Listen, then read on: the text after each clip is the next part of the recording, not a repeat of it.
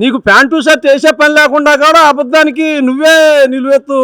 మాంసం, కండలు, రక్తం అన్నీ కూడా నీది మొత్తం కూడా బాడీ అంతా అబద్ధమే. సార్ నమస్తే అండి. ఈ రోజున జగన్మోహన్ రెడ్డి ప్రెస్ మీట్ పెట్టి మాట్లాడుతున్నాడు. అబద్ధానికి కానీ ప్యాంటు షర్ట్ వేస్తే అది చంద్రబాబే.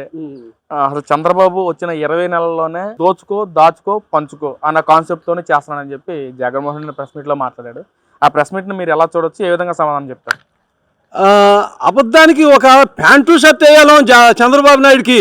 నీకు ప్యాంటు షర్ట్ వేసే పని లేకుండా కూడా అబద్ధానికి నువ్వే నిలువెత్తు. మాంసం, కండలు, రక్తం అన్నీ కూడా నీది మొత్తం కూడా బాడీ అంతా అబద్ధమే. ఎందుకంటే దానికి తార్కాణమే చెప్తాను, నువ్వు ఇంకా రుజువు చెప్పలేవు. మేము రుజువు చెప్తాం.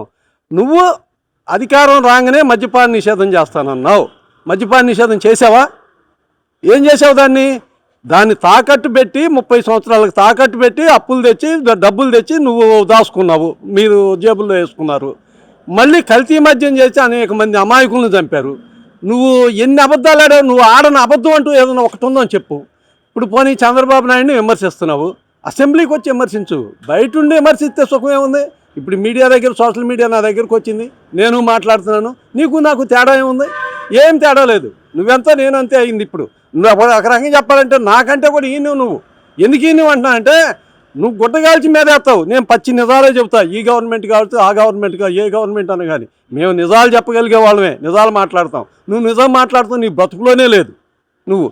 మరి ఇంకా నువ్వు ఈ రకంగా మాట్లాడుతున్నావు అంటే దానికి అర్థం పర్థం లేదు జగన్మోహన్ రెడ్డికి. అంటే ఇంకా 20 నెలల కాలంలోనే చంద్రబాబు ప్రభుత్వ ఉద్యోగులు రావాల్సిన డిఏ కానీ, పెన్షన్స్ విషయంలో కానీ అసలు ఎవరికి ఇవ్వట్లేదు, మోసం చేస్తున్నాడు. అధికారంలో రాకుండా చెప్పిన మాటలకి ఇప్పుడు చేస్తున్న చేష్టలకి పొందం లేదని చెప్పి మాట్లాడుతూ ఉన్నాడు. ఊరికి మోకమ్మడిగా చంద్రబాబు నాయుడు చేయట్లేదన్న మాకు, ఈ పథకం చేయట్లేదు, దీనికి ఇవ్వలేదు, దీనికి ఇస్తానని ఇవ్వలేదు అనేది నువ్వు అసెంబ్లీలో మాట్లాడితే అది కరెక్ట్గా ఉంటుంది. బయట మాట్లాడొద్దు. నువ్వు చెప్పే అన్ని అబద్ధాలు. నిన్ను నమ్మే పరిస్థితి ప్రజల్లో లేదు. ఆల్రెడీ అయిపోయింది. మీ వైసీపీ పరిస్థితి అయిపోయింది, బుట్టదాకలు అయిపోయింది. ఎందుకంటే ఇవాళకి కూడా నువ్వు పద్ధతి మార్చుకోవట్లా. ఇవాళకి కూడా నువ్వు ఎక్కడ ఎందుకు ఓడిపోయానా, ఎందుకు జరిగిందా అనేది ఇవాళకి కూడా నువ్వు పునరాలోచించుకోవట్లా. చంద్రబాబు నాయుడు తప్పు చేశాడు అనుకో, నీకు పట్టినకైతే పట్టిద్ది. ఏముంది? చంద్రబాబు నాయుడు నువ్వు మినహాయింపు కాదు కింద, ఎవరు మినహాయింపు కాదు కింద. ప్రజల దృష్టిలో ఎవరైనా ఒకటే. మరి నువ్వు చెప్పాల్సిన పని లేదు ప్రజలకి. నువ్వేమన్నా నీ మీదేమన్నా చంద్రబాబు నాయుడు చెప్తే ఓట్లే. ఇలా నీ పరిపాలన, నీ మంచితనం చూసే నిన్ను 11 సీట్లు పరిమితం చేశారు.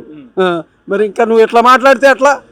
అంటే రైతులకు రావాల్సిన బడ్జెట్ విషయంలో కూడా చంద్రబాబు సరిగ్గా బడ్జెట్ ప్రవేశపెట్టలేదు. కానీ మా ప్రభుత్వంలో రైతులు పెద్ద పెట్టేసిన పార్టీ ఏదన్నట్టే వైసీపీ పార్టీ అని చెప్పి కూడా మాట్లాడుతున్నారు. సార్, రైతు భరోసా కేంద్రాలు ఏర్పాటు చేసాం, రైతులకు కావాల్సిన సబ్సిడీ విషయంలో విత్తనాలు కానీ మొత్తం ఇచ్చిన ప్రభుత్వం మాదంటా ఉన్నారు. మరి రైతు భరోసా కేంద్రాలు అవి కట్టి దేనికి కట్టించావు? మీ వాళ్ళు దోసుకోవటానికి, మీ వాళ్ళకి కాంట్రాక్ట్ ఇచ్చి కట్టించావు. వాటి వలన ఎవరికి ఉపయోగం లేదు. ఏ రైతు కూడా గొల్లున 5 సంవత్సరాలు ఏడ్చామయ్యా, ఏడ్చి మొత్తుకున్నాం. రైతులు ఎవడు కూడా నీ గవర్నమెంట్లో ఎవరు మెచ్చుకోలే.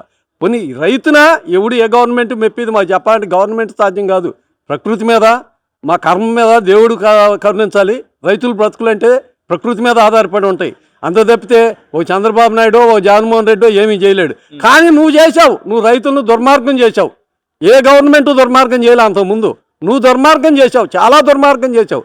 నువ్వు వచ్చిన తర్వాత ఏడన్నా 10 సెంట్లు అమ్ముకుందాం అంటే దాని రేటు పూర్తిగా పడిపోయింది. రాజధాని అని కాదు నేను చెప్పి, టోటల్ ఆంధ్రప్రదేశ్ మీద ఎక్కడైనా అడగండి, మీరు ఎక్కడైనా సర్వే చేసుకోండి. నీ గవర్నమెంట్లో అంతకుముందు 10 లక్షలు ఉన్నది, ₹1,00,000 అడిగేవాళ్ళు లేకుండా ఆ రకంగా అయిపోయింది. ఎవరెందుకు? నీ గురువు కేసీఆరే అన్నాడు, ఒకప్పుడు ఆంధ్రాలో ఎకరం అమ్మితే తెలంగాణలో 10 ఎకరాలు కొనవచ్చు, ఇవాళ తెలంగాణలో 10 ఎకరం అమ్మితే ఆంధ్రాలో 10 ఎకరాలు కొనవచ్చు అని నీ గవర్నమెంట్ని విమర్శించి నీ గవర్నమెంట్లో కేసీఆర్ అన్నాడు. మరి నీ గురువే. మరి అంత దిగజార్చావు రాష్ట్రాన్ని. ఇంకా నువ్వు రైతులకు మేలు చేసింది ఎక్కడ? ఏ రకంగా రైతులకు మేలు చేసావు? ఏంది? పులివెందులకు నీళ్లు తీసుకెళ్ళావు నువ్వు? రాయలసీమకు నీళ్లు తీసుకెళ్ళావా? ఇవాళ విమర్శిస్తున్నావు రాయలసీమ ద్రోహి చంద్రబాబు నాయుడు. రాయలసీమకు ద్రోహి నువ్వు. రాయలసీమకు పూర్తిగా ద్రోహం చేసావు. ఇవన్నీ ఆర్టిఫిషియల్ గేట్లు తీసుకెళ్ళి పెట్టి ట్యాంకర్లతో కాలువలో నీళ్లు పోసి మళ్ళీ ఓపెన్ చేసి జాతికి అంకితం చేసి మళ్ళీ నీ గేట్లు నువ్వు బీక్కుపోతా. ఇంతకంటే దుర్మార్గం ఏమైనా ఉంటుందా? చంద్రబాబు నాయుడు అంటావు, ఇవాళ గవర్నమెంట్ అంటావు. ఇంకో గవర్నమెంట్ చంద్రబాబు నాయుడు కాదు, ఏ గవర్నమెంట్ అయినా అధికారం నీకు ఆడుంది. నువ్వేదన్నా మాట్లాడాలంటే నిజం మాట్లాడాలంటే అసెంబ్లీ రా. నిన్ను అసెంబ్లీకి నిన్ను నియోజకవర్గంలో గెలిపించారు, నువ్వు ఎమ్మెల్యేవి. అసెంబ్లీలో కూర్చొని మాట్లాడు. మాకు మళ్ళీ రోడ్లు అమ్మటి సోషల్ మీడియాలో మాట్లాడుతుంది జగన్మోహన్ రెడ్డి. ఏమన్నా కొంచెమన్నా బుద్ధి జ్ఞానం ఉందా? నువ్వు ప్రెస్ మీట్ పెట్టినా సోషల్ మీడియా అయింది, రోడ్డు అమ్మటి పెట్టినట్టే అయింది. ప్రెస్ మీటే నీకేమి ఏ అధికారం లేదు. నీకు అధికారం చక్కగా అసెంబ్లీలో కూర్చోమని ప్రజలు ఇస్తే రోడ్డు అమ్మటి మాట్లాడతానంటావు. మరి వాళ్ళు మాట్లాడుతున్నారు, చంద్రబాబు వల్ల ఈ రోజున తిరుమల తిరుపతి దేవస్థానం లడ్డూ కల్తీ జరిగింది, ఇందాపూర్ అనే సంస్థతో చంద్రబాబు హెరిటేజ్ ద్వారా కుమ్మక్కయ్యే కావాలనే నెయ్యి కల్తీ చేపించాడు చంద్రబాబు అని చెప్పి మాట్లాడుతున్నారు. బొత్స సత్యనారాయణ కానీ, మండలంలో కూడా వైసీపీ నాయకులు కానీ, ఇటు జగన్మోహన్ రెడ్డి కూడా మాట్లాడుతున్నాడు. ఎలా చూడొచ్చు అంటారు? అవి రుజువులు ఇప్పుడు వాళ్ళు చంద్రబాబు నాయుడుకి రుజువులు ఉన్నాయి కాబట్టి, టీటీడీ వాళ్ళ దగ్గర ఆ రుజువులు ఉన్నాయి కాబట్టి నీ మీద కేసులు వేశారు. మీ వాళ్ళని కేసులు పెట్టి చేస్తున్నారు. మీరు ఏది కల్తీ నెయ్యి చేశారని. అదే పని నువ్వు కూడా చేయి. ఎందుకు ఇట్లా వరకు మాట్లాడావు. మరి చంద్రబాబు నాయుడు నిజంగా చంద్రబాబు నాయుడు టైంలోనే అది కల్తీ కలిగి చంద్రబాబు నాయుడే ఒప్పుకుంటే మరి దాన్ని నువ్వు కోర్టులో కేసేసి నువ్వు కూడా ఫైట్ చేయి. మీరు బాగానే ఉంటుంది. ప్రజల్లోకి వచ్చి చెప్పి నువ్వు కూడా కేసేయి. అసెంబ్లీలో మాట్లాడి వచ్చి మరి నువ్వు కింద చేసిందని నిర్భయంగా. మరి నీకు భయం ఏంటి? 5 సంవత్సరాలు సీఎం చేసినోడివి. మరి ప్రతిపక్ష హోదా కావాలని ఓవరకు అడుగుతున్నావు, గింజుకుంటున్నావు.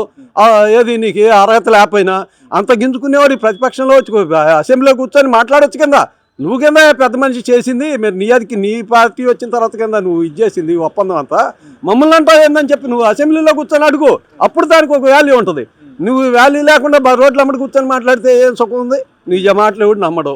అంటే అదే విషయాన్ని మండలంలో చర్చిస్తామంటే వీళ్ళ గుడారం మొత్తం బయటపడుతున్న ఉద్దేశంతో భయపడిపోయి అది వేరే దానిలో ఇచ్చేస్తా ఉన్నారని చెప్పి మాట్లాడుతున్నారు.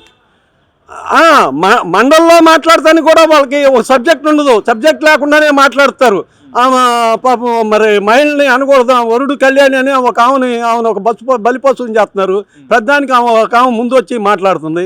ఆమెను సబ్జెక్ట్ ఉండదు మాట్లాడుతా అంటే సబ్జెక్ట్ కాదు, ఏదో ఒకటి అట్లా అది ఇది అని చెప్పి ఆడ మనిషి కాబట్టి ఎవరు ఏమి విమర్శించలేరు అని చెప్పి మాట్లాడుతున్నారు.